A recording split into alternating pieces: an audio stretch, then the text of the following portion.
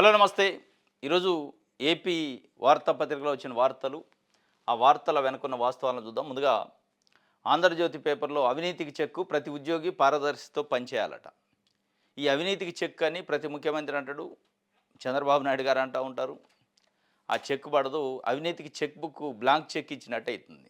ప్రభుత్వ ఉద్యోగులు కానీ, రాజకీయ నాయకులు కానీ, ప్రజాప్రతినిధులు కానీ ఉచిత ఇసుక అడ్డం పెట్టుకొని అధికార పార్టీ నాయకులు చేస్తున్నదందా, అదేవిధంగా అధికారాన్ని అడ్డం పెట్టుకొని అధికారులు చేస్తున్న అవినీతి, ఇది ఎప్పుడు మనకు కనపడుతూనే ఉంటుంది. అవినీతి నిరోధక శాఖ ఏసీబీ రైడ్సు, కోట్ల రూపాయల అధికారుల ఇళ్లలో పట్టుబట్టడం ఇవన్నీ చూస్తాం. కానీ అవినీతికి చెక్ అని రాజకీయ నాయకులు చెప్తూ ఉంటారు. ఆ చెక్ పడదు. చెక్ పడకపోవడానికి కారణం రాజకీయ నాయకులే. రాజకీయ నాయకులు చుట్టే వ్యవస్థ తిరుగుతూ ఉంటుంది. అధికార పార్టీ, ప్రతిపక్ష పార్టీ, అధికారంలో ఉన్న పార్టీ చుట్టూ తిరుగుతుంది. అధికార పార్టీ నాయకులు వాళ్ళే చేపిస్తారు అవినీతి. మళ్ళీ అదే నాయకులు అవినీతికి చెక్ పెడతా అంటారు. అది చెక్ పెట్టినట్టు కాదు, చెక్ బుక్ ఇచ్చినట్టు. అది ఒక వార్త ఆంధ్రజ్యోతిలో ఇస్తే, ఇంకోటి సీట్ల పెంపు 50% అని ఇంకొక బ్యానర్ ఐటమ్ ఇచ్చింది. లోక్సభ అసెంబ్లీ నియోజకవర్గాల సంఖ్యను పెంచుతూ బిల్లు పెడతారట. లాస్ట్ టైం ఒకసారి డీలిమిటేషన్ బిల్ అని పెట్టారు. మహిళా బిల్లు దానికి లింక్ పెడుతూ పెట్టారు. దాంతో అది వీగిపోయింది. ఇప్పుడు మళ్ళీ స్పెషల్గా దీనికోసం ఒక బిల్లు పెట్టే యోచనలో జూన్లో మళ్ళీ పార్లమెంటు సమావేశాలు పెడతారట. ఇది ఒక బర్నింగ్ ఇష్యూ. ఈ అన్ని పార్టీల నుంచి ఏకాభిప్రాయానికి ముఖ్యమంత్రి చంద్రబాబు నాయుడు గారికి బాధ్యతలు అప్పచెప్పినట్టు ఆంధ్రజ్యోతి ఒక వార్తను రాసింది. సీట్ల పెంపుకు సంబంధించి అసెంబ్లీ అండ్ లోక్సభ సీట్లు 50%, ఇది గతంలో ఉన్నదే. తర్వాత భారీగా క్యాబినెట్ పునర్వ్యవస్థీకరణ, 30 మందికి ఉద్వాసన బలికి అవకాశం అంట కేంద్ర క్యాబినెట్. జూను వచ్చేటప్పటికి 2 ఇయర్స్ పూర్తి అవుతుంది. జూన్ 9కి సర్కార్ ఏర్పడి అప్పుడు భారీ పునర్వ్యవస్థీకరణ ఉంటుందట. ఆంధ్రప్రదేశ్ నుంచి ఎవరికైనా కొత్తగా బెర్తులు వస్తాయా, ఉన్న బెర్తులు ఏమన్నా తీసేస్తారా అనేది ఒక చర్చ. దాంట్లో జనసేన పార్టీకి సంబంధించి ఏమైనా క్యాబినెట్లో బెర్తిస్తారా, సహాయ మంత్రి ఏదన్నా ఒక పోస్టు అనే ఒక చర్చ కూడా ఉంది. ఇది ఒక వార్త ఇచ్చారు. ఇంకోటి, గడువులోగా ప్రాజెక్టులన్నీ పూర్తి చేయాలని ముఖ్యమంత్రి చంద్రబాబు నాయుడు గారు చెప్పినట్టు, ఇది కూడా ప్రతిసారి అధికారంలోకి వచ్చినప్పుడు గడువులోగా ప్రాజెక్టులు పూర్తయితే అంటారు, సస్యశ్యామలం అంటారు. రాయలసీమ సస్యశ్యామలం, ఉత్తరాంధ్ర పోయి ఉత్తరాంధ్ర సస్యశ్యామలం. నిన్న మొన్న అయితే అసలు ఉత్తరాంధ్రకి వలసలు వస్తాయి అంటున్నారు. ఇది మనం రొటీన్గా చూస్తాం. గడువులోగా పూర్తి చేయాలని ఒక పిలుపిచ్చారు. ఇది ఒక వార్త ఇస్తే, ఇంకోటి ప్రభుత్వ బడులకు జోష్ అట, భారీగా పెరుగుతున్న విద్యార్థుల అడ్మిషన్లు అని చెప్పి ఒక వార్తనిచ్చింది. ప్రభుత్వ బడులకు జోష్ వచ్చిందట. ఇది చూస్తే అసలు నవ్వాలో ఏడవాలో తెలియదు. 58,000 స్కూళ్ళు మొత్తం ఆంధ్రప్రదేశ్లో ఉంటే దాంట్లో 23% ప్రైవేట్ స్కూళ్ళు ఉన్నాయి, మిగతావి మొత్తం గవర్నమెంట్ స్కూల్సే. 58,000 స్కూళ్ళల్లో 23% స్కూల్లో ఎంతమంది పిల్లలను, మిగతా రిమైనింగ్ ఉన్న స్కూళ్ళల్లో ఎంతమంది ఉన్నారని ఒక క్యాల్కులేషన్ చేస్తే అసలు ఈ జోష్ ఎందుకు తెలుస్తుంది. అంటే ఆంధ్రజ్యోతి రాసిన పేపర్ వార్తలు ఇప్పుడు అవినీతికి చెక్ కానీ, సీట్ల పెంపు కానీ, లేదంటే బడులకు జోష్ కానీ, గడువులోగా ప్రాజెక్టులు పూర్తి కానీ, ఇందులో ఎక్కడన్నా పబ్లిక్ ప్రజా సమస్యలు, ఇప్పుడు రైతులు ఎదుర్కొంటున్న వడ్ల కొనుగోలు సమస్య, మొక్కజొన్నల కొనుగోలు సమస్య, నీటి ఎద్దడి సమస్య, మంచినీటి సమస్య ఎక్కడన్నా ఒక వార్త ఉంది. అంటే వీళ్ళ ఎజెండా ఎట్లుంటుందంటే ప్రభుత్వాలను మోసేదానికి, ప్రభుత్వాలను ప్రశ్నించేదానికి కాదు. ప్రభుత్వం పల్లకి మోసే వార్తలు రాస్తుంది కొన్ని పేపర్లు ప్రశ్నించే వార్తలు రాస్తారు, కొన్ని పేపర్లు రాజకీయం కోసం వార్తలు రాసే దౌర్భాగ్యమైన పరిస్థితి. ఈరోజు ఆంధ్రప్రదేశ్లో మీడియా పరిస్థితి 2 వర్గాలుగా విడిపోయి, ఒకటి అధికార పక్షానికి వంతబడితే ఇంకొక ప్రతిపక్షానికి కోసం వార్తలు రాసేది. న్యూట్రల్గా 1, 2 పేపర్లు ఉంటే ఆ పేపర్లు ఏదైనా ప్రజల గురించి రాస్తే అది ప్రభుత్వం పట్టించుకునే పరిస్థితి. ఇప్పుడు ఇందులో సీట్ల పెంపు కానీ, లేదంటే అవినీతికి చెక్ పెట్టడం కానీ, గడువులోగా ప్రాజెక్టులు కానీ, ప్రభుత్వ బడిలో జోషులకు కానీ, ఇవన్నీ దేనికోసం? ప్రభుత్వ బడిలో జోష్ ఉందన్న, అవినీతి చెక్ అన్న, ఇది ప్రభుత్వాన్ని సమర్థించగా. ఈ ప్రభుత్వ బడిలో జోష్ కాదు, ప్రభుత్వ బడిలో ఉన్న సమస్యలు కదా మనం రాయాల్సింది. సరే, ఈ ప్రభుత్వ బడిలో జోష్ గురించి నేను చెప్తా. మళ్ళా ఇది ఒక వార్త అయితే, ఇక ఆంధ్రప్రభలో మెయిన్ ఎడిషన్ ఏమిచ్చారు చూద్దాం. సాగునీటిపై సాచివేత వద్దు, సీజన్ ఆలస్యం కాకుండా కాలువలకు నీటి విడుదల. సాగునీటిపై సాచివేత వద్దు, ఇంధన భద్రతకు న్యూక్లియర్ బూస్ట్ అని చెప్పి ఒక వార్తని. బుల్లెట్ స్పీడ్తో motorcycle company, Royal Enfield company bullet స్పీడ్తోని వేగంగా వెళ్ళాలట. ఈ సాగునీటిపై సాచివేత వద్దని నాయకులు అంటూనే ఉంటారు. అధికారంలోకి వచ్చినప్పుడు మళ్ళీ అది పెండింగ్ పడుతూనే ఉంటుంది. మళ్ళీ వీళ్ళు ప్రతిపక్షంలో ఉన్నప్పుడు మేము ఉన్నప్పుడు పొడిచినామని చెప్తారు, వాళ్ళు ఉన్నప్పుడు వాళ్ళు అదే చెప్తారు, వీళ్ళు ఉన్నప్పుడు వీళ్ళు ఇదే చెప్తారు. ఇది ఎప్పటికీ రాయలసీమ రత్నాలసీమ అంటారు, ఉత్తరాంధ్ర సస్యశ్యామలం అంటారు. ప్రాజెక్టుల పేర్లు చెప్తారు, కాంట్రాక్టులకు ఇస్తారు, కాంట్రాక్టుల కమిషన్లు ఇస్తారు, ఇవి నడుస్తూనే ఉంటాయి. కానీ అవి పూర్తి కావు. ఇది ఒక వార్త ఆంధ్రప్రభ ఇస్తే రైట్. ప్రజాశక్తి చూద్దాం.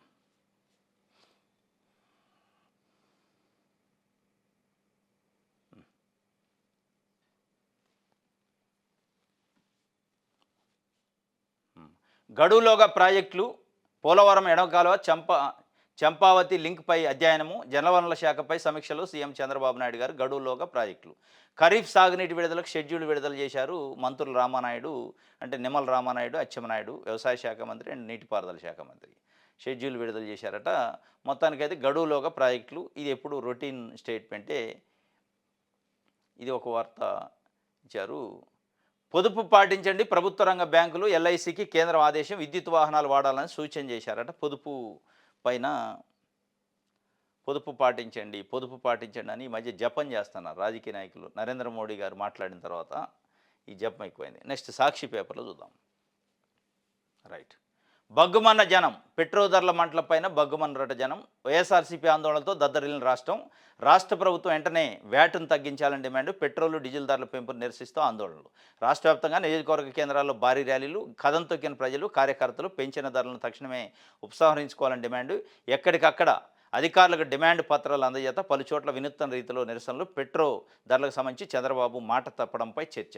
ఇది పెట్రోల్ ధరలు 3 రూపాయలు పెరిగినాయి, రేపో మాపో ఇంకో 10 రూపాయలు పెరుగుతాయట.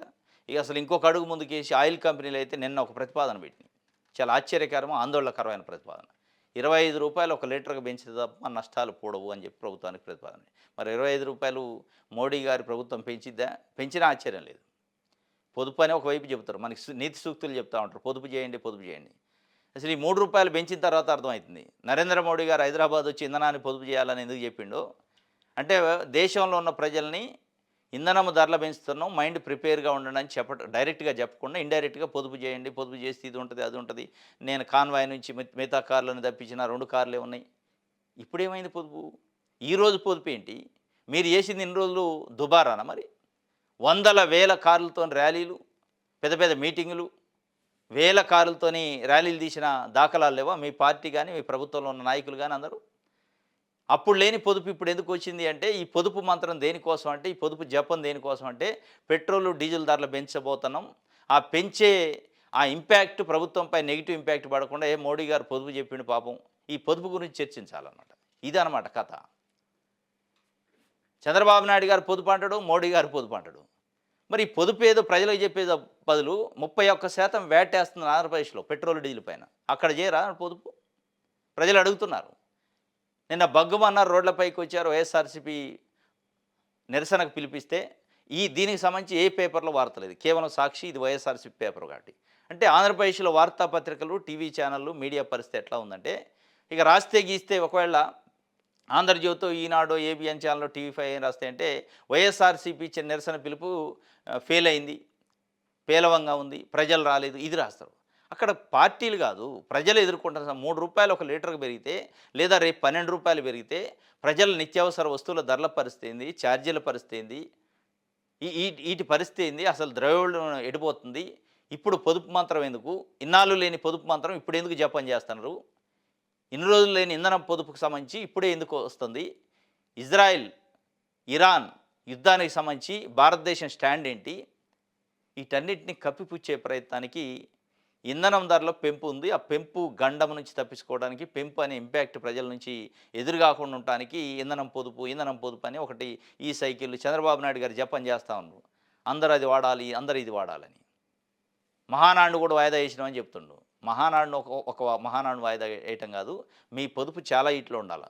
ప్రభుత్వం ఫుల్ పేజీ ప్రకటనలు ఇస్తూ ఉంటుంది కోట్ల రూపాయలు పెట్టి. అది సందర్భం అవునా కాదో తెలియదు, దేనికి ఇస్తారో తెలియదు, అది అవసరం లేని దానికి కూడా కోట్ల రూపాయలు పెట్టి అన్ని పత్రికల్లో ఫుల్ పేజీ ఆడిస్తారు. అక్కడ పొదుపు చేయాల్సింది. మీ ప్రత్యేక విమానాలు వేసుకొని పవన్ కళ్యాణ్ గారు, చంద్రబాబు నాయుడు గారు, లోకేష్ గారు చక్కర్లు కొడతా ఉంటారు. అక్కడ మీరు పొదుపు చేయాల్సింది. పొదుపు ప్రజలకి చెప్పటం కాదు, మీరు పాటించాలా. మీరు పాటిస్తూ, మీరు వేసే దుబారా ఖర్చులో పొదుపు చేస్తూ, మీరు వేసే ట్యాక్సులు, అదనపు ట్యాక్సులో పొదుపు చేస్తూ, అప్పుడు ప్రజల్ని పొదుపు అని అడగండి. పెట్రోల్, డీజిల్ పైన ఆంధ్రప్రదేశ్ ప్రభుత్వం 31% వ్యాట్ ఏస్తుంది. ఆంధ్రప్రదేశ్‌గా చాలా రాష్ట్రాలు ఏస్తున్నాయి. మరి ఆంధ్రప్రదేశ్ ప్రత్యేకంగా డబుల్ ఇంజిన్ సర్కారు కాబట్టి అక్కడ తగ్గించండి, పొదుపు చేయండి దాంట్లో. ప్రజలకు మేలు జరిగిద్ది కదా! దాన్ని ఒక 10% తగ్గించండి. అది చేయరు. అంటే ఉత్తత్త మాటలు, నీతి వాక్యాలు, ఉచిత సలహాలు ప్రజలకిస్తారు తప్ప నాయకులు పాటించరు, ప్రభుత్వాలు పాటించవు. ఇది బగ్గుమన్న జనం అని చెప్పి ఒక వార్తనిస్తే సాక్షి పేపరు ఉచిత బస్సు ప్రయాణానికి మంగళం పాడే ఒక కుట్ర జరుగుతుందట. దాంట్లో ఏందంటే ఈ బస్సులు పెడతారు, ఎలక్ట్రానిక్ బస్సులు, ఎలక్ట్రిక్ బస్సులు. ఆ ఎలక్ట్రిక్ బస్సులులో ఉచిత బస్సు ప్రయాణం ఇవ్వట్లే మహిళలకి. ఎందుకు అంటే అవి ప్రైవేటీ అంటున్నారు. అది ప్రైవేట్ అయినా, గవర్నమెంట్ అయినా ఆర్టీసీ అండర్‌లో నడిచినప్పుడు ఎలక్ట్రిక్ బస్సులకి ఎందుకు మినహాయింపు ఇయ్యాలి? ఎలక్ట్రిక్ బస్సులు పొల్యూషన్ తగ్గిస్తాయి. పొల్యూషన్ లేని బస్సులలో మహిళలు ఎక్కకూడదా ఉచితంగా? తప్పా? అంటే దశల వారీగా ఉచిత బస్సు ప్రయాణాన్ని రద్దు చేసే కార్యక్రమం. ఎందుకంటే డీజిల్ బస్సులు తీసేస్తారట. తీసేస్తూ వచ్చేయన్నీ ఎలక్ట్రిక్ బస్సులే అని చెప్తున్నారు. మరి వచ్చేయన్నీ ఎలక్ట్రిక్ బస్సులు అయినప్పుడు ఉచిత ప్రయాణం జరిగేది ఎలక్ట్రిక్ బస్సుల్లో లేనప్పుడు, ఇక డీజిల్ బస్సులే లేనప్పుడు ఉచిత ప్రయాణం లేదు కదా అనేది ఒక చర్చ వచ్చింది.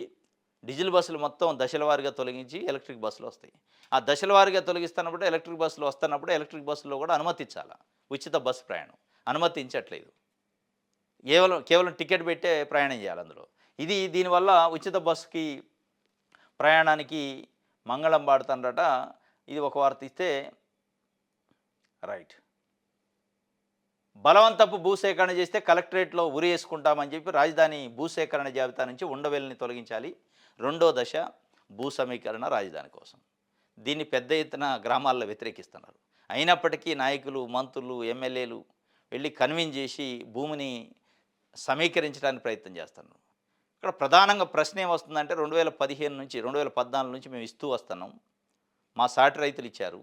ఏం అభివృద్ధి అయింది? మాకేం ప్లాట్లు వచ్చినాయి, రిటర్నబుల్ ప్లాట్లు. ఇది ఒక రియల్ ఎస్టేట్ దందా చేసినట్టుంది తప్ప భూములు సమీకరిస్తున్నారు. సమీకరించి ఎవరికో ప్రైవేట్ వాళ్ళకి ఇస్తున్నారు, ప్రైవేట్ కంపెనీలకి. ఇదొక తంతుంది తప్ప అమరావతి అభివృద్ధి కాలేదు. అభివృద్ధి అయిందనే గ్యారంటీ లేదు. చెప్తున్న మాటలంతా స్పీడ్‌గా. రెండో దశ, మూడో దశ సమీకరణల వెనకున్న వ్యూహం ఏంటి? ఇది కేవలం రైతుల దగ్గర నుంచి భూములు గుంజుకోవటానికి మాత్రమే అమరావతి అనే ఒక రాజధాని సిఆర్‌డీఏ పెట్టేసి దాని తర్వాత ప్రైవేట్ కంపెనీలకి ఇయటానికి పెట్టుకున్నట్టుంది. ఇది మేము ఇవ్వము అని వ్యతిరేకిస్తున్నారు. బలవంతంగా సేకరిస్తే కలెక్టరేట్ ముందు ఊరేసుకుంటాం. కాపులకు అన్యాయం చేస్తున్న ప్రశ్నించే బాధ్యత మీకు లేదా అని చెప్పి నిన్న డిప్యూటీ సీఎం పవన్ కళ్యాణ్‌కి కాపు రిజర్వేషన్ పోరాట సమితి ఘాటు లేఖ రాసింది. కాపులకు చంద్రబాబు నాయుడు గారి ప్రభుత్వము, మీ ప్రభుత్వం అన్యాయం చేస్తున్నా ప్రశ్నించే ఎందుకు లేదు, ప్రశ్నించే బాధ్యత మీకు లేదా అని చెప్పి ఒక కాపు నాయకుడిగా మిమ్మల్ని మేము ఓన్ చేసుకుంటున్నాం అని చెప్పి ఒక లెటర్ రాశారు. ఈ మధ్యకాలంలో పవన్ కళ్యాణ్ గారు పాపం ఆవేదన వ్యక్తం చేశారు, ఫీల్ అయ్యారు. నన్ను కాపు నాయకుడు అనొద్దు, నేను కాపు నాయకుడిని కాదు, అందరు ప్రజల నాయకుడు. నేను వాస్తవమే అందరు ప్రజలకి నాయకుడే. పవన్ కళ్యాణ్ గారు ప్రజా సమస్యలపైన స్పందిస్తూనే ఉంటారు. కానీ సామాజిక న్యాయం అనే కోణంలో పార్టీ పెట్టారు కాబట్టి ఆ సామాజిక న్యాయం మీరు పుట్టిన సామాజిక కులం నుంచి, మీరు పుట్టిన సామాజిక సమీకరణ నుంచి కనీసం వాళ్ళకి న్యాయం జరగడానికి వాళ్ళకి న్యాయమైన డిమాండ్ రిజర్వేషన్ ఇస్తామని చెప్పి కూటమి హామీ ఇచ్చింది. ఆ హామీకి సంబంధించి అన్యాయం చేస్తుంటే ఎందుకు ప్రశ్నించరు అని లేఖ రాశారు. ఈ కాపు రిజర్వేషన్ పోరాట సమితి పవన్ కళ్యాణ్ గారికి లెటర్ రాయటం, ఇది ఆంధ్రప్రదేశ్ రాష్ట్ర రాజకీయాల్లో ఒక చర్చ, కూటమిలో కూడా ఒక చర్చ. ఇది భవిష్యత్తులో జరగబోయే రాజకీయ సమీకరణాలకు ఒక సూచిక అనిపిస్తుంది. కాపులు ఏది అనుకోకపోయినా ఒప్పుకోకపోయినా కూటమికి 100% సపోర్ట్ చేశారు 2024లో. 2029 వచ్చేటప్పటికి ఆ కాపులు ఎవరంటుంటారు, కూటమికి క్యారీ అవుతారా లేదా వైఎస్ఆర్సీపీ వైపు ఇంకో పార్టీ వైపు వెళ్తారా అనే ఒక చర్చ నడుస్తుంది. అంటే ఇప్పుడు ఒక చర్చ ఏంటంటే కాపుల్ని చంద్రబాబు నాయుడు గారు తెలుగుదేశం పార్టీ వాడుకొని వదిలేసింది. ఆ వాడుకొని వదిలేసిన దానిలో కాపు కులస్తులంతా బాధ్యతలైతే దాంట్లో పవన్ కళ్యాణ్ కూడా దానికి బాధ్యత వహించాలి. ఆయనకు ఒక డిప్యూటీ సీఎం ఇంకో పోస్ట్ ఇచ్చిండు కాబట్టి ఇక 15 సంవత్సరాల పాటు మనం భజన చేయాల్సిందే, పల్లకి మోయాల్సిందే చంద్రబాబు నాయుడు గారిది అని ప్రకటనలు చేయకుండా మాకిచ్చిన హామీకి సంబంధించి ప్రశ్నించండి అని అడుగుతున్నారు. వారు ప్రశ్నిస్తారా లేదా అనేది చూడాలి. ప్రశ్నించే అవకాశాలు లేవు. ఎందుకంటే చంద్రబాబు నాయుడు గారుని ప్రశ్నించేంత పవన్ కళ్యాణ్ గారికి ఉందా అంటే వారి స్టేట్మెంట్ అర్థమవుతుంది. ఎట్టి పరిస్థితుల్లో 15 సంవత్సరాలు మనం చంద్రబాబు నాయుడు గారికి మద్దతు ఇవ్వాలి. నేను ముఖ్యమంత్రి కావడానికి పార్టీ పెట్టలేదు, నేను ముఖ్యమంత్రి కావడానికి రాజకీయాలు చేయట్లేదు అని చెప్తున్నారు. ఇంకొక వైపు ఎందుకు పార్టీ పెట్టినామంటే మార్పు కోసం పార్టీ పెట్టిన అంటున్నారు. ఇంకెవరో ముఖ్యమంత్రి కావడానికి పార్టీ పెడితే, ఇంకెవరో ముఖ్యమంత్రి కావడానికి మీరు పార్టీని నడుపు రాజకీయాలు చేస్తే మీరు ఎట్లా మార్పు తెస్తారని ఈరోజు కార్యకర్తలు ప్రజలు అడుగుతున్నారు. దానికి సమానం చెప్పరు. ఈరోజు పవన్ కళ్యాణ్ గారికి కాపు రిజర్వేషన్ పోరాట సమితి రాసిన లెటరు రాబోయే రాజకీయాలకి, రాబోయే రాజకీయ సమీకరణాలకి కాపులు ఎవరికి దగ్గరవుతారు, పవన్ కళ్యాణ్ ఎట్లా చూస్తారు అనేది స్పష్టంగా కనపడుతుంది. పవన్ కళ్యాణ్ గారు పదే పదే చెప్తారు. 2019లో అంటే విజయ్ తమిళనాడులో గెలిచిన తర్వాత చాలా ఒత్తిడి వస్తుంది ఆయన పైన, చాలా ఫీల్ అవుతున్నారు కూడా. ఈ మధ్యకాలంలో మొన్న 3 రోజుల క్రితం మాట్లాడాను. ఊళ్ళోళ్ళ పెళ్ళికి కుక్కలు హడావుడి చేసినట్టు ఎక్కడో విజయ్ గెలిస్తే నన్ను చంపుతున్నారు మెసేజ్లు పెట్టి, మీరు కూడా ఎందుకు చేయకూడదు అని. ఇక్కడ వేరు అక్కడ వేరు పరిస్థితులు. మనం అవన్నీ ప్రయత్నాలు చేసినాం. 2019లో ఒంటరిగా పోటీ చేస్తే ఏమైంది, నన్నే 2 సార్లు ఓడించారు అన్నాడు. ఓడించారు. ఎందుకు ఓడించారు? 2014లో చంద్రబాబు నాయుడు గారు ఓటేయండి అని పిలిపిస్తే కాపులంతా చంద్రబాబు నాయుడు గారు ఓటేశారు వాలంటరీగా. మీరు ఒక సీటు తీసుకోకుండా ఓటేయమంటే ఓటేశారు. కాపులకు రిజర్వేషన్ ఇస్తున్నానని హామీ ఇచ్చారు. ఇచ్చారా? ఆ ఇయ్యన దానిపైన మీరు మాట్లాడారా, నిలదీశారా చంద్రబాబు నాయుడు గారు ప్రభుత్వాన్ని? నిరసన వ్యక్తం చేశారా? కనీసం పోరాటాలు చేశారా కాపుల పక్షాన? చేయలేదు. కాబట్టే కాపులే ఓడించారు. 2 సార్లు నిలబడ్డది కాపుల ఓటు బ్యాంక్ చూసే నిలబడ్డరు. ఆ 2 ప్లేసులలో కూడా కాపులు మిమ్మల్ని ఓడించడానికి కారణం ఏంటంటే మీరు కాపుల పక్షాన్ని ప్రశ్నించలే అనేది వాళ్ళు చెప్తున్నారు. 2019లో జరిగింది.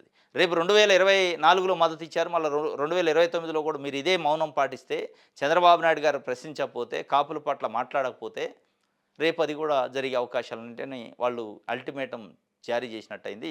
ఇది ఒక వార్త సాక్షికి సంబంధించి. సరే, దీంట్లో ఉచిత ప్రయాణానికి సంబంధించో, పెట్రోల్ ధరలకు సంబంధించో, బలవంత భూసేకరణకు సంబంధించి అంత ఇంత కొంతన్న ప్రజలకు సంబంధించిన సమస్యలు వార్తలు ఉన్నాయి. ఇప్పుడు ఆంధ్రజ్యోతిలో మిగతా 1-2 పత్రికలు మనం చూసినాము. వాటిలలో ఇక చంద్రబాబు నాయుడు గారు చెప్పిన నీతి వాక్యాలు చెప్పిండు. అవినీతికి చెక్ పెట్టాలి, సాగునీటి ప్రాజెక్టులు తొందరగా కంప్లీట్ కావాలి, లేదా విద్యా వ్యవస్థ జోష్ అని చెప్పి అది చూద్దాం. విద్యా వ్యవస్థ జోష్కు సంబంధించి ఇగో ఇక్కడ చూడండి. విషయాలు ఆంధ్రలో ఏమి ఇచ్చారంటే, ప్రభుత్వ పాఠశాలల మూతట, మోదీ హయాంలో అటకెక్కిన చదువులు 2,26,00,000 మంది విద్యార్థుల దూరం, భారీగా పెరిగిన ప్రైవేటు పాఠశాల, 1,00,000 ప్రభుత్వ పాఠశాలలో మూసివేస్తుంటారు దేశవ్యాప్తంగా అనేది విశాలాంధ్ర పత్రిక రాసింది. ఇది వాస్తవంగా రికార్డెడ్. అది ఆంధ్రప్రదేశ్లో కూడా కొన్ని మూసేస్తున్నారు. ఇక్కడ 1,00,000 ప్రభుత్వ పాఠశాలల మూసివేత అని వీళ్ళు రాస్తే, ఇక ఆంధ్రజ్యోతి ఆయన ఏం రాసిండంటే చూడండి, ప్రభుత్వ బడులకు జోష్ వచ్చిందట. 1,00,000 ప్రభుత్వ పాఠశాలను దేశవ్యాప్తంగా మూస్తుంటే ఎట్లా ప్రభుత్వ బడులకు జోష్ వస్తుంది? ఈ జోష్ కథ ఏందో చెప్తాం. ప్రైవేటు పాఠశాల నుంచి సర్కారు బాటకు 4 రోజుల్లోనే 14,800 మంది వచ్చారట. ఏ ప్రైవేట్ స్కూల్ నుంచి వచ్చారు? నారాయణ చైతన్య నుంచా, భాష్యం నుంచా, గాయత్రి నుంచా? ఎంత కుట్రపూరితమైన వార్తలు అంటివి. ఇక అయిపోయింది, ప్రభుత్వ పాఠశాలలు చాలా జోష్గా ఉన్నాయి, అంత అద్భుతాలు జరుగుతున్నాయి అన్నట్టు ఆంధ్రజ్యోతి ప్రభుత్వాన్ని మోసే కార్యక్రమం. నారా లోకేష్ గారు విద్యాశాఖ మంత్రి ఉంది కాబట్టి, తెలుగుదేశం పార్టీ కూటమి ప్రభుత్వం ఉంది కాబట్టి మరీ ఇంత నిస్సిగ్గుగా వార్తలు రాస్తే, వాస్తవాలని దాచిపెట్టే ప్రయత్నం చేస్తే, నిజమా జోష్గా ఉందా ప్రభుత్వ స్కూళ్ళు? వాస్తవం ఇది అనుకుంటున్నారా ప్రజలు? జోష్గా ఉందని 14,800 మంది ఇందులోకి వచ్చారా? ఫీజులు పే చేయలేక వచ్చారా? ప్రజల ఆర్థిక పరిస్థితి బాగాలేక వచ్చారా? లేదా ప్రభుత్వ విద్యా వ్యవస్థ బాగుందని వచ్చారా? వస్తే ఒకవేళ నిజంగానే ప్రభుత్వ బడులకు జోషే వస్తే, ఇంకా దీని కంటిన్యూషన్ వార్త ఎక్కడంటే 12వ పేజీలో చూద్దాం, చెప్తాను నేను. దీనికి అంటే ఎంత దౌర్భాగ్యంగా ఉందంటే మీడియా పరిస్థితి ఆంధ్రప్రదేశ్లో. ఒకవేళ నిజంగానే జోష్ ఉంది అనుకుందాం, ఎందుకు మరి విద్యాశాఖ మంత్రి గారి కొడుకు కానించి మొదలు పెడితే, పవన్ కళ్యాణ్ గారి కొడుకు కానించి మొదలు పెడితే, చాలామంది అసెంబ్లీలో ఉన్న ఎమ్మెల్యేల పిల్లలు, మంత్రుల పిల్లలు, వాళ్ళ కుటుంబ సభ్యుల పిల్లలు ఎందుకు చేరట్లే ప్రభుత్వ బడుల్లో? అంత జోష్ ఉంటే, అంత అద్భుతంగా ఉంటే, మొత్తం ప్రైవేటు విద్యా సంస్థల నుంచి 14,800 మంది ఒక వారంలోనే ఇందులోకి వచ్చారు. మరి మనం ఎందుకు పోవట్లే? మనం పోవాలి కదా. 14,500 మందా లేదంటే 1,14,000 మందా ప్రభుత్వ స్కూల్లోకి వచ్చారు ప్రైవేట్ నుంచి అనేది మ్యాటర్ కాదు. ఆడ వాళ్ళు ఆర్థిక పరిస్థితి బాగాలేకనో, ఫీజులు పే చేయలేకనో, వాళ్ళకున్న ఇబ్బందుల వలన జాయిన్ కావచ్చు. నారా లోకేష్ గారి కొడుకో, పవన్ కళ్యాణ్ గారి కొడుకో, లేదంటే తెలుగుదేశం పార్టీ ఎమ్మెల్యేల కొడుకులో, వైఎస్ఆర్‌సీపీ ఎమ్మెల్యేల కొడుకులో, వాళ్ళ కుటుంబ సభ్యుల పిల్లలో వచ్చి ప్రైవేట్ స్కూల్ నుంచి, ఇంటర్నేషనల్ స్కూల్స్ నుంచి ప్రభుత్వ స్కూల్‌లో జాయిన్ అయితే అప్పుడు నిజంగా జోష్ ఉన్నట్టు నమ్మొచ్చు. అది అయిద్దా? ఎందుకు ఈ ఈ ఈ ఈ మభ్యపెట్టే వార్తలు? వార్తాపత్రిక ఇది. ఏమంటారు దీన్ని? ఇక్కడ చూడండి. 50% విద్యార్థులే లక్ష్యమట. ఏంటి అసలు ప్రభుత్వ పాఠశాలలు పరిస్థితి అంటే, రాష్ట్రంలో ప్రస్తుతం ప్రభుత్వ పాఠశాలల కంటే ప్రైవేట్‌లోనే ఎక్కువ మంది పిల్లలున్నారు. ఇది వాస్తవం.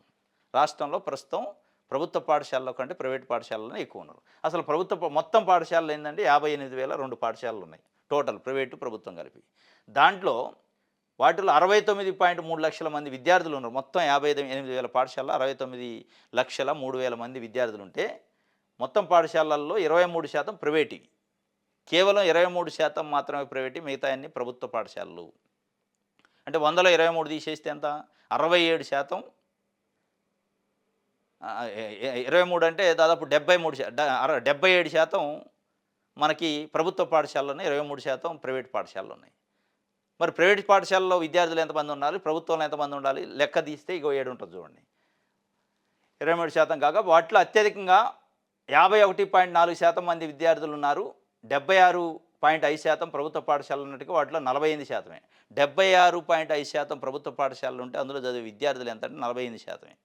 23% కూడా లేని ప్రైవేటు పాఠశాలలో చదివేది ఎంత అంటే ఇక దాని లెక్క చూడండి, 51%. అంటే సగం, పావలా వంతు కూడా లేదు. మొత్తం స్కూళ్ళల్లో పావలా వంతు కూడా లేదు. 23% అంటే ప్రైవేట్ స్కూల్ పావలా వంతు కూడా లేదు. 25% కూడా లేవు. 23 ఉన్నారు. 23% ఉన్న పాఠశాలలో 51% మంది విద్యార్థులు చదువుతున్నారు. 67% ఉన్న ప్రభుత్వ స్కూళ్ళల్లో ఇక ఎంతమంది? 48% చదువుతున్నారు. దాన్ని 51%, 50%ని దాటియటమాట. ఈ దాటియటాలు కాదు, శాతాల కోసం మీరు ప్రచారం కోసం చేసే కార్యక్రమం కాకుండా మొట్టమొదటగా దాంట్లో ఇన్ఫ్రాస్ట్రక్చర్ పెంచాలి. పెంచి ప్రభుత్వ స్కూళ్ళపై నమ్మకం కలిగించాలి ప్రజలకంటే. ప్రభుత్వ స్కూల్ మళ్ళీ దీంట్లో కూడా రాశారు ఇక్కడ, ఏది ఏబీసీ కేటగిరీ అట. ఏది ప్రైవేట్ స్కూళ్ళని, ప్రైవేట్ పాఠశాలను ఏబీసీ ఇలా 3 కేటగిరీలుగా వర్గీకరిస్తున్నారు. వాటిలో మొదటి 2 కేటగిరీలలో పాఠశాల వసతులు మెరుగ్గానే ఉంటున్నాయి. టీచర్లను కూడా అర్హులైన వారిని కొనసాగిస్తున్నారు. కానీ చాలా చోట్ల సి కేటగిరీ పాఠశాలలో మాత్రం వసతులు లేమితో పాటు నాణ్యమైన బోధన అందించే టీచర్లకు కనిపించడం లేదు. అలాంటప్పుడు ఆ పాఠశాలకు పిల్లల్ని పంపడం కంటే మెరుగైన సదుపాయాలను ప్రభుత్వ బడుల్లో చేర్పించడం ఉత్తమం అనే కోణంలో ప్రచారం. ఇదే అనమాట. ఏబిసిడి వర్గాలుగా కేటాయించారట, కేటగిరీలుగా. ఆ ఏబిసిడిలో ఏలో ఎవరుంటారు? నారాయణ, శ్రీ చైతన్య, గాయత్రి, భాష్య ఉంటారు. వాళ్ళు ఎవడు రారు ఇందులోకి. అందులోంచి వస్తే గొప్ప. అది వచ్చేది ఎక్కడి నుంచి? C category. C category school అంటే ఏంది?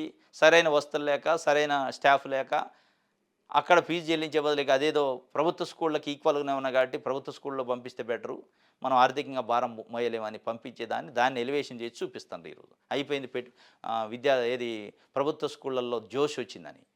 ఇది తప్పుడు జోషు, తప్పుడు వార్త. నిజంగానే జోష్ వస్తే చంద్రబాబు నాయుడు గారు మనవడు, నారా లోకేష్ గారి కొడుకు, విద్యాశాఖ మంత్రి గారి కొడుకు ప్రభుత్వ స్కూల్లో ఏదైనా ప్రభుత్వ స్కూల్లో అడ్మిషన్ తీసుకుంటే అది జోషు. అది ప్రైవేట్ స్కూల్ నుంచి ప్రభుత్వ స్కూల్కి వచ్చినట్టు. పవన్ కళ్యాణ్ గారి కొడుకునుడు, డిప్యూటీ సీఎం కొడుకు, ఆయన వచ్చి ప్రభుత్వ స్కూల్లో అడ్మిషన్ తీసుకుంటే అది జోషు. ఇది తప్పుడు జోషు, తప్పుడు వార్త. అంటే విద్యా వ్యవస్థ బలోపేతం గురించి వార్తలు రాయాలి, సలహాలు ఇవ్వాలి, ప్రశ్నించాలి ప్రభుత్వాన్ని, కానీ ఇటువంటి మోసే వార్తలు రాయొద్దు. ఇది ఒక వార్త. రైట్.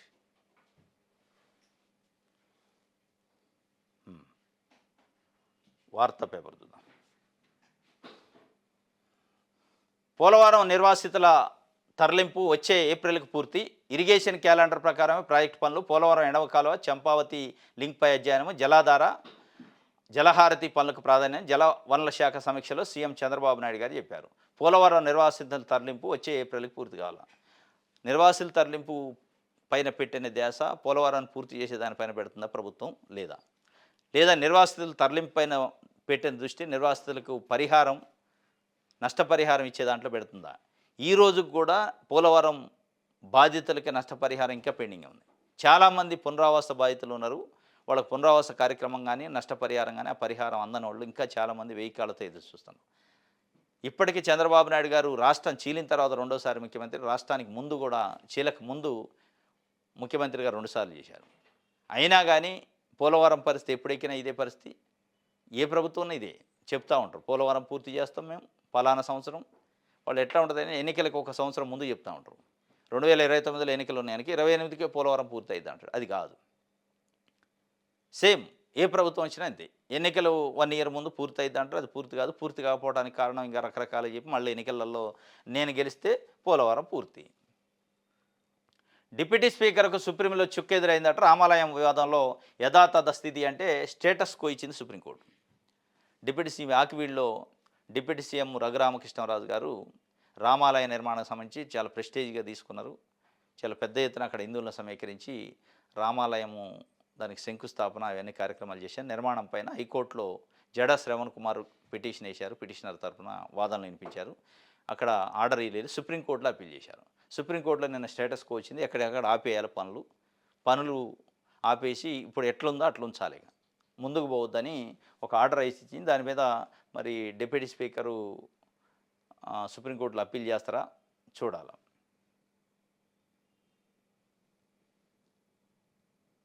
రైట్, ఇది రైట్. సూర్య పేపర్ చూద్దాం.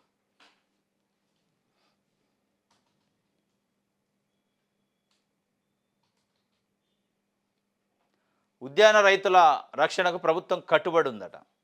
ప్రభుత్వం ఎప్పుడు కట్టుబడి ఉంటుంది. ప్రతి గింజ చివరి గింజ వరకు కొనటం. ప్రభుత్వం రైతుల కోసం కట్టుబడి ఉంది. రైతుల సంక్షేమానికి కట్టుబడి ఉంది. కానీ పొగాకు రైతులు, ఆక్వా రైతులు, వడ్ల రైతులు, మొక్కజొన్న రైతులు రోడ్లపైన కళ్ళాలలో పోసుకొని ఎదురు చూస్తూ ఉంటారు. వర్షాలకు తడిచిపోతూ ఉంటాయి, వరదలు కొట్టకపోతూ ఉంటాయి. డబుల్ ఇంజన్ సర్కారు ఆదుకోదు.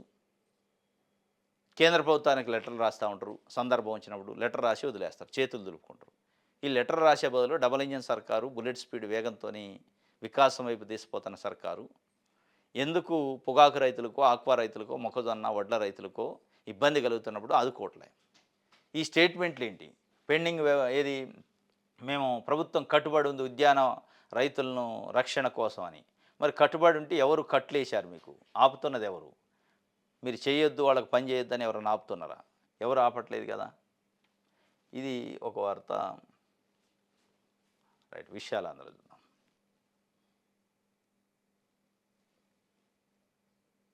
చెరువు మట్టి బొక్కేస్తున్నారట. అనుమతి పత్రాన్ని అపహాస్యం చేసి చెరువులో మట్టిని అడ్డగోలుగా తరలించేస్తున్నారు. పంట పొలాలను చదును చేసుకునే నేపథ్యంతో రైతు పేరు మీద అనుమతి తీసుకొని మట్టిని పక్కదారి పట్టిస్తున్నారు. నిబంధనలకు విరుద్ధంగా అని చెప్పి ఒక వార్తనిచ్చారు. ఈ చెరువు మట్టి సమస్య నిన్న చిత్తూరు జిల్లాలో అనుకుంటా ఒక వ్యక్తిని ట్రాక్టర్తో గుద్ది చంపేశారు. ఈ మట్టి దందా, ఇసుక దందా, మైనింగ్ దందా, మద్యం దందా, ఈ దందాలకు చాలామంది బలి అయిపోతూనే ఉంటారు. ప్రభుత్వంలో ఉన్న ముఖ్యమంత్రులు, మంత్రులు పైనుండి చెప్తుంటారు చాలా కఠినంగా ఉక్కుపాదంతో నడిచేస్తూ ఉంటారు. ఉక్కుపాదంతో నడుస్తుంది ఎవరంటే ఇట్లాంటి దందాకు వ్యతిరేకంగా పోరాటం చేస్తున్న వాళ్ళు అనుస్తుంది తప్ప ఆ దందా చేసేటోళ్ళని అనసట్లే.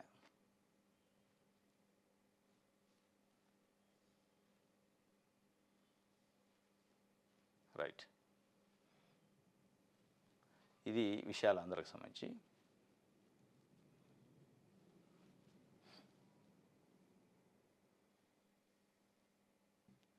సాక్షి, ఇది నిన్న పెట్రోల్ ధరలపైన జనం నిరసన వ్యక్తం చేసింది. వైఎస్ఆర్సీ నుంచి ఇవి ఇచ్చారు.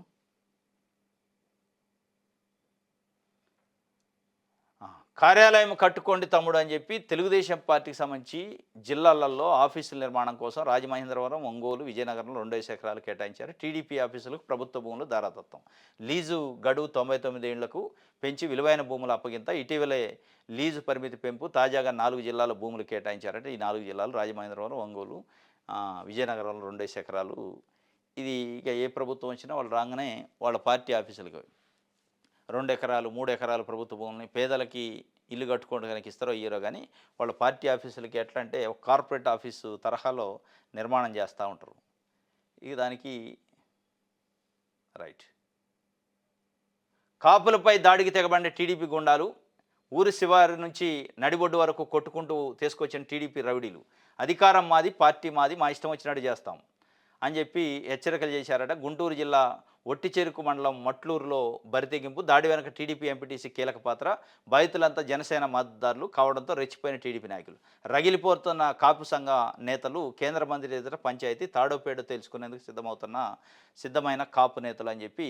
అసలు ఏం జరిగిందంటే గుంటూరు జిల్లా పత్తిపాడు నియోజకవర్గం అట, మట్టి చెరుకూరు మండలం ముట్లూరులో ఈ నెల 11వ తేదీన రాత్రి 11 గంటల సమయంలో ఓ టీడీపీ కార్యకర్త బుడంపాడు అడ్డ రోడ్డు నుంచి ముట్లూరులోని తన ఇంటికి బైక్పై వెళుతున్నాడు. అదే మార్గంలో కాపు సామాజిక వర్గానికి చెందిన ముగ్గురు ఒకే బైక్పై ఎదురుగా వస్తుండగా 2 ద్విచక్ర వాహనాలు ఢీకొన్నాయట. ఒక తెలుగుదేశం పార్టీ నాయకుడికి సంబంధించిన బైకు, ఇంకొక కాపు సామాజిక వర్గానికి సంబంధించిన ముగ్గురు ప్రయాణం చేస్తున్న బైకు 2 ఢీకొన్నాయి. 2 ద్విచక్ర వాహనాలు ఢీకొన్నాయి. దీంతో వారి మధ్య ఘర్షణ జరిగింది. గొడవ పెద్దది కావడంతో టీడీపీ కార్యకర్త గ్రామంలోని టీడీపీ ఎంపీటీసీకి ఫోన్ చేయగా ఆయనతో పాటు మరో 10 మందికి పైగా టీడీపీ గూండాలు ముట్లూరు కావేలి ముడి మధ్య నల్లకుంట ప్రాంతానికి చేరుకుని ముగ్గురిపైన విచక్షణారహితంగా దాడికి దిగారు. వారిలో ఇద్దరు భయభ్రాంతులకు గురై దాడి నుంచి తప్పించుకొని గ్రామాలకు పరుగులు పెట్టారు. మరో వ్యక్తి కాపుల్లో పలుకుబడి ఉన్నారు కావడంతో అతడిపై విచక్షణారహితంగా దాడి చేశారు. అక్కడితో ఆగకుండా నల్లకుంట నుంచి సుమారు 500 మీటర్ల మేర అతన్ని రోడ్డుపైన కొట్టుకుంటూ గ్రామాలకు తీసుకెళ్లారట. ఈ గ్రామంలో దాడి జనసేన పార్టీ కాపు కార్యకర్తలకి, తెలుగుదేశం పార్టీ కార్యకర్తల మధ్య జరిగిన దాడి. దాన్ని మొత్తానికైతే 2 సామాజిక వర్గాల మధ్య దాడి కింద టీడీపీ గూండాలు అని చెప్పి వీళ్ళు రాశారు. అది టీడీపీ గూండాలా, టీడీపీ నాయకులా, నిజంగా టీడీపీకి సంబంధం ఉందా లేదా సామాజిక వర్గం అనేది తెలియదు. కానీ ఇది ఒక వార్త ఇచ్చారు. ఇది ఈరోజు న్యూస్ అనాలిసిస్. రేపు తాజా వార్తలతో తిరిగి కలుసుకోండి. Thank you.